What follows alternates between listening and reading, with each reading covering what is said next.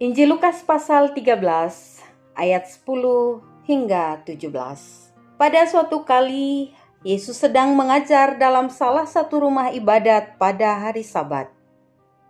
Di situ ada seorang perempuan yang telah 18 tahun dirasuk roh, sehingga ia sakit sampai bungkuk punggungnya dan tidak dapat berdiri lagi dengan tegak. Ketika Yesus melihat perempuan itu, ia memanggil dia dan berkata kepadanya, "Hai ibu, penyakitmu telah sembuh." Lalu ia meletakkan tangannya atas perempuan itu, dan seketika itu juga berdirilah perempuan itu dan memuliakan Allah. Tetapi kepala rumah ibadat gusar karena Yesus menyembuhkan orang pada hari Sabat. Lalu ia berkata kepada orang banyak, "Ada 6 hari untuk bekerja. Karena itu datanglah pada salah satu hari itu untuk disembuhkan dan jangan pada hari Sabat." Tetapi Tuhan menjawab dia, katanya, "Hai orang-orang munafik, bukankah setiap orang di antaramu melepaskan lembunya atau keledainya pada hari Sabat dari kandangnya dan membawanya ke tempat minuman? Bukankah perempuan ini yang sudah 18 tahun diikat oleh iblis harus dilepaskan dari ikatannya itu karena ia adalah keturunan Abraham?" Dan waktu ia berkata demikian, semua lawannya merasa malu dan semua orang banyak bersukacita karena segala perkara mulia yang telah dilakukannya. Demikianlah sabda Tuhan. Salam. Segera menolong atau diam saja. Itu tema perenungan kita malam ini.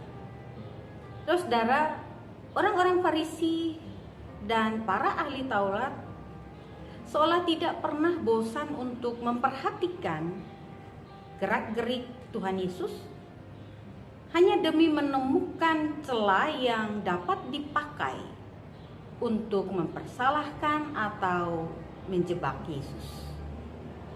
Kali ini mereka kembali mempersoalkan penyembuhan yang dilakukan oleh Tuhan Yesus terhadap seorang perempuan pada hari Sabat.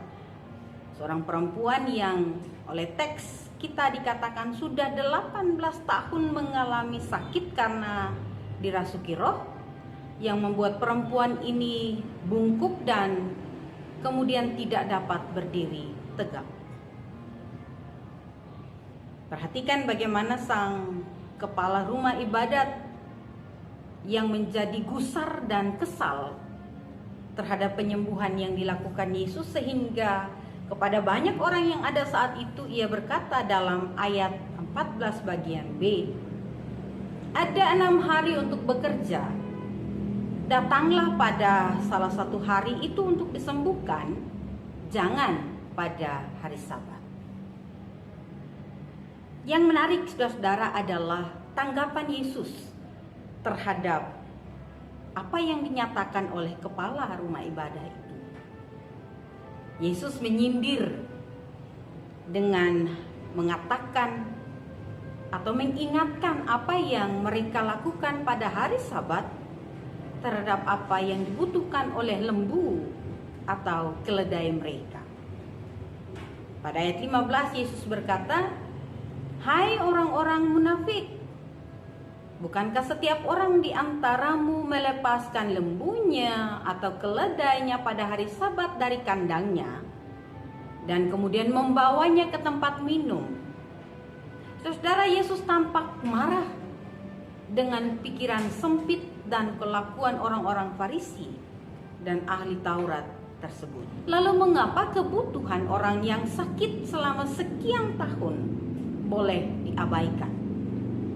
Pernyataan Yesus ini mau menegaskan bahwa aturan tentang Sabat tidak boleh membatalkan perbuatan baik, apalagi perbuatan baik terhadap mereka yang sangat membutuhkan.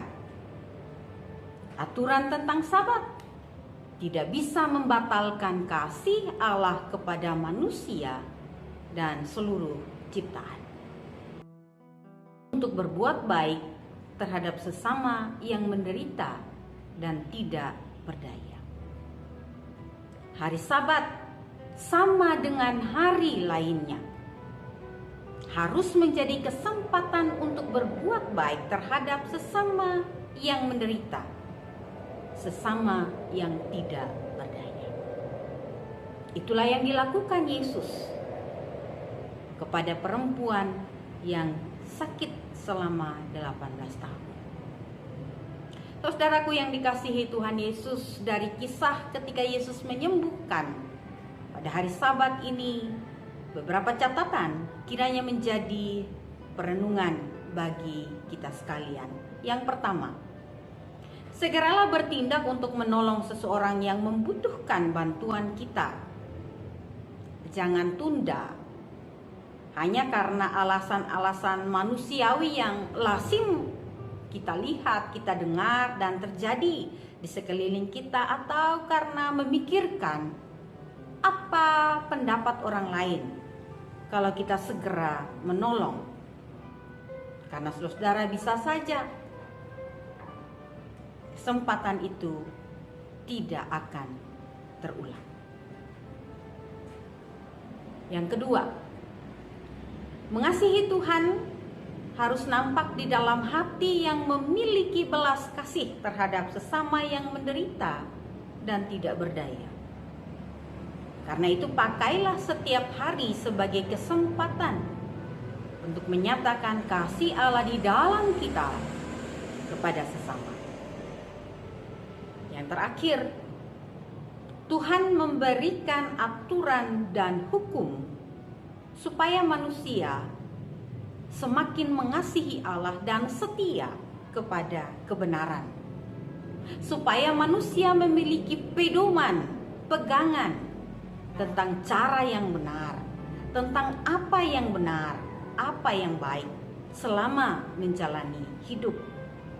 Bukan untuk digunakan sebagai bahan menghakimi dan menjatuhkan, apalagi untuk mengabaikan sesama. Kiranya Tuhan menolong kita untuk dapat meneladani Yesus yang menunjukkan belas kasih kepada semua orang, terutama kepada mereka yang menderita. Amin. Marilah berdoa. Bapa Surgawi, terima kasih untuk sabda-Mu. Mampukanlah kami mengertinya lebih lagi melalui pengalaman hidup kami setiap hari, dan kiranya kami pun dapat memelihara dan mewujud nyatakan sabda-Mu dalam hidup kami. Kami mohon, ampunilah kami jika selama ini secara tidak sadar kami masih suka mengabaikan sesama. Karena berbagai-bagai alasan yang sebenarnya hanyalah bentuk penolakan dan pembenaran diri kami.